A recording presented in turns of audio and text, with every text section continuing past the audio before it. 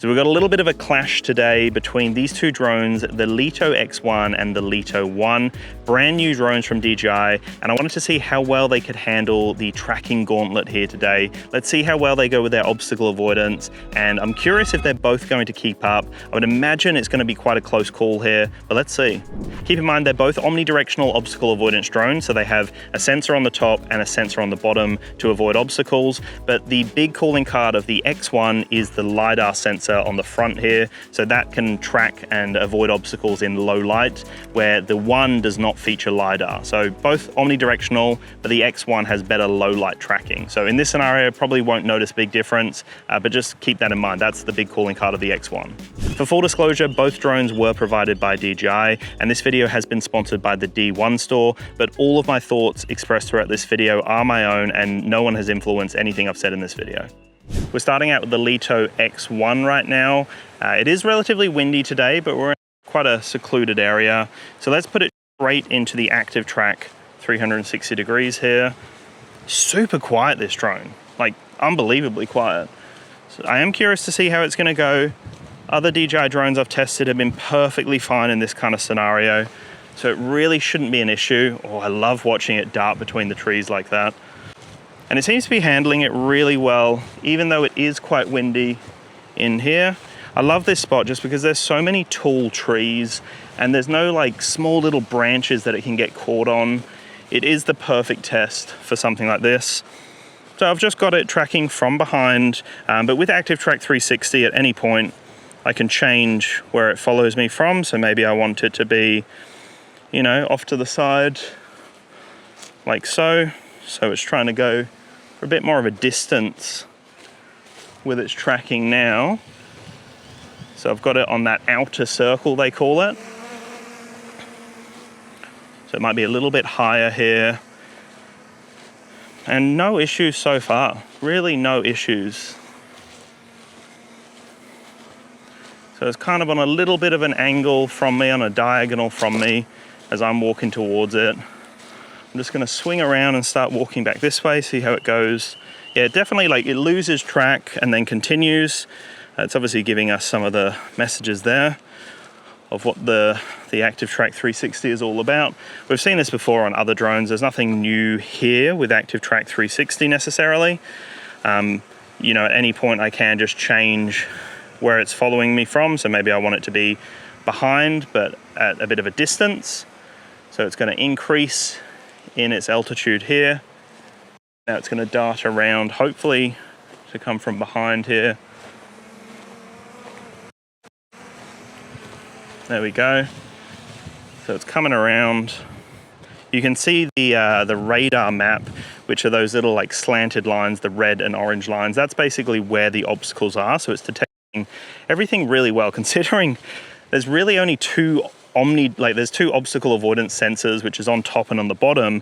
With the X1, like I mentioned, there is that LiDAR sensor on the front, more so for low light obstacle avoidance. If you're returning after a sunset, for example, or it's a really low light scenario. But ultimately it is still omnidirectional, just like the the Leto 1. So like I said right at the beginning, you probably won't notice a huge difference when it comes to obstacle avoidance, especially in this kind of scenario here, but still really cool to see. Just gonna get it to dart around to the front now, but in that inner circle. And this is where I'm gonna pick up the pace a little bit. So I'm just gonna start jogging.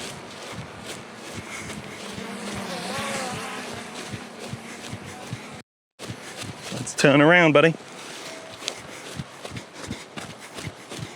Let's see how it goes. It's trying to keep up, is it?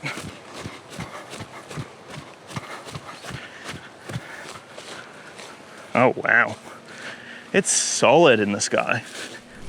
I'm actually just really blown away with how quiet this drone is. I don't know if I'm just like hearing things, but it seems quieter than any drone I've flown. I love it, it's so subtle. So in the bottom right corner of the ActiveTrack 360 window, I can press on that and it will actually bring up the Vision Assist now. So basically this is showing me what the obstacle avoidance sensors are seeing. So you can see I can look in all directions and we can see what's going on in real time. I can also bring it up full screen like this. I can look directly down.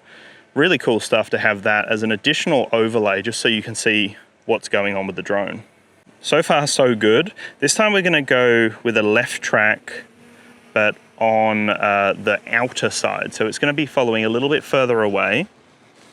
And we can see we get the feed of everything. It is flying a little bit higher this time, so this is where it might have some challenges.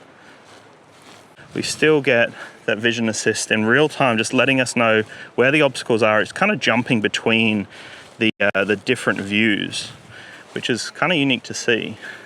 So we're getting it to now follow from the right, but the inner right. So that now means that it should be really close to me. We're just gonna walk for a little bit because it's going to lose a little bit of me as I walk behind certain trees. And then all of a sudden, I'm just gonna start jogging. Let's see how it goes. Change direction a little bit. Go between trees. Can we trip it up? Oh, nothing. It's just solid. Really solid here. All right, I want it to follow from right in front. This can sometimes be a bit of a tricky one because it's trying to avoid, the wind's picked up, but still, it's really windy. Even though we're secluded in here, the lighting condition has started to worsen. I changed directions. Let's see if it tries to keep up and spin around to have me in the front. Seems to be sticking from behind here. All right, we're gonna send it from behind. And this time I'm just gonna start darting between the trees and just try to pick up the pace a little bit and see if I actually can put it off.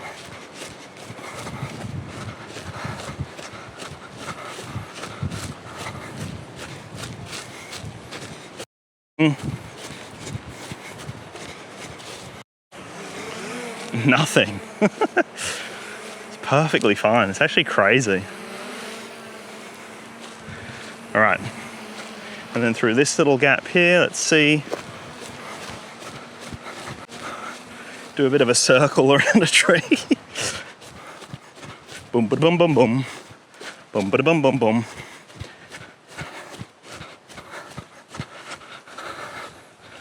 Wow. No issues at all. You see the video feed, it's quite dark. So it's an interesting test actually.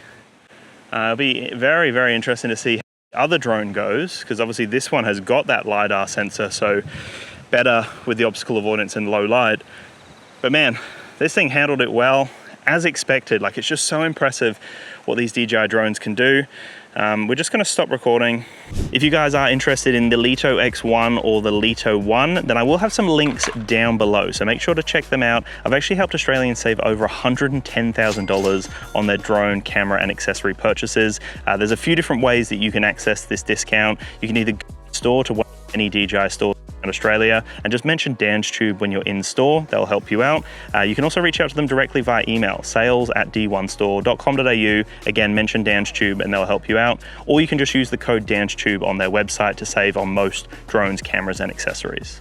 And for my international viewers, don't you worry, I'll have some other links down below as well. So check all of them out. They are all affiliate links, so it does help out the channel, but just so you're aware, they're all affiliate links. No extra to you, but I do get a kickback from it. So I do appreciate the support if you use any of those links down there.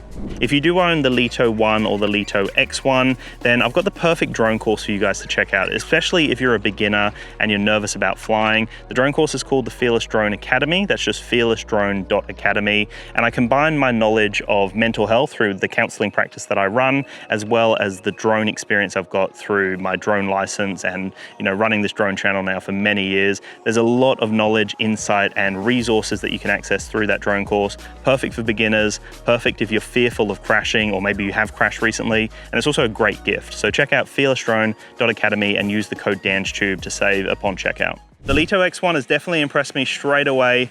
Great in low light, as we can see. It can still keep up with me and track me in low light perfectly fine. So unbelievably quiet, this drone, and it's just solid in the sky. Like, just so solid. It's really windy today. There are gusts of up to, I think it was saying 46-kilometer gusts. And we just had a few gusts come through, really windy, but it's still super solid in the sky. So impressive stuff here. Let's see how its little brother goes, the Leto 1, to see if it compares, if it's similar. Let's get into it. All right, so I'll try to replicate a similar kind of path here. So again, a very quiet drone, seems to handle itself really well here. The sun has come back out, so that will actually probably help the Leto 1, just because it doesn't have that LiDAR sensor on the front there. Oh, it's actually lost me and continuing to follow nothing. All right, don't know how that one got caught up there, but anyway, we're back at it again. Let's dart between these trees.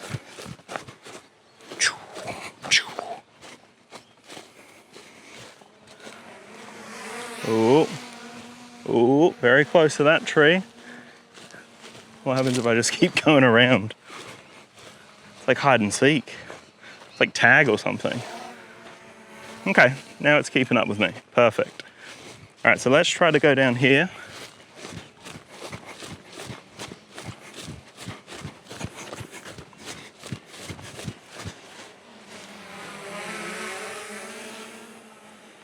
Still very impressive. Let's see how it goes if it's following me from the right now. This is what I was doing before, where it like loses a bit of the vision of where I am, but it kind of predicts where I'm going to be and keeps going on that path. I have noticed for a lot of these DJI drones, when it comes to obstacle avoidance, if they're in this ActiveTrack 360, even if you put in that you want it to follow from a certain direction, it will sometimes prioritize following from behind if the scenario is a little bit complex. So again, you look at the screen, it's saying it should be following me from the right, but to me that looks like the rear. So that's an interesting thing to just be aware of. I'm going to turn around and face it. It will now have to adjust. It's probably going to follow, yeah, from the left now, just because my orientation's changed. And now it's back to the rear. It is always interesting how it does that. Let's get it to come from the front now, meaning that it will have to dart around the trees as it's trying to get into that position in the front. Very nice. Very nice indeed. Let's see if it can keep up with me. We've lost a little bit of sun coverage. Oh no, the sun's still there. Again, from the rear, which is always very interesting, I find, with these drones.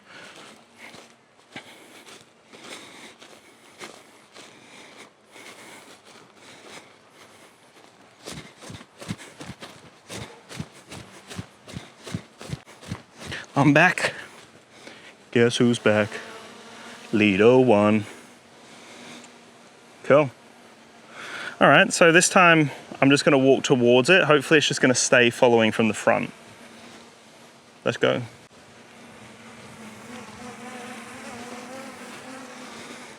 Okay, that's what we want. We want it from the front. I'm just gonna walk as it's doing this. This is always a tricky test, I find, with these drones. I'm just gonna enable the vision assist, just so we get the same interface. Ooh, darting between these little gaps. Okay, now I'm gonna walk down this path here. It's got a pretty big swing to keep me in the front there. It's kind of got me off to the side again. It's interesting, hey? Pretty similar experience here, really, when we look at it. Nothing majorly different that's going on here.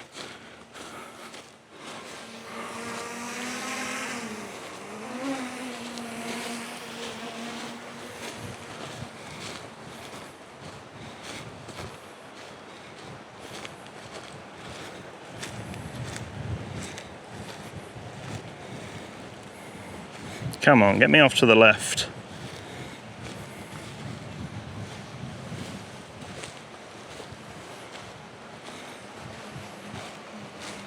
Okay, there we go. I got it from the front now. Should be able to replicate this. All right, so between some trees. Oh, it's doing a really good job of darting around here. What you gonna do here? So confident. Oh, that was close.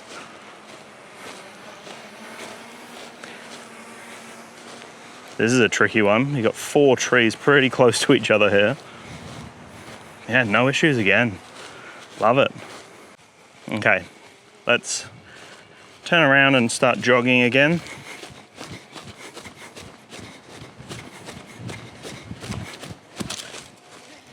Ooh, it clipped. Oh no, it clipped. Clipped a tree. Let's make sure it's all good. It seems fine. None of the propellers seem to be damaged. No chips or anything. The gimbal's working, camera's working. Okay, there we go. So, I don't know, maybe the X1 is a little better. Obviously, it's not the exact same path that I'm going on, and there's many factors and variables, but it hit a tree, right? Where the X1 did not. Okay, well, the drone seems fine. These drones are built for impact. Well, they're built to last, you know, they're durable, but I don't know, let's see how it goes. Let's put it in another little tracking scenario again. Back at it again. I don't know what it hit or how, you know, what even happened there, because I didn't see it as it all unfolded. But for the most part, it seemed to be handling it really well with no issues. So I don't know what caused that there. You can see it loses me, but it's still able to keep going through these trees. So it seems fine.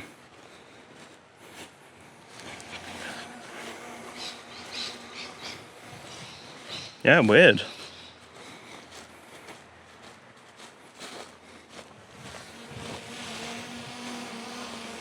Let's go through these little ones here.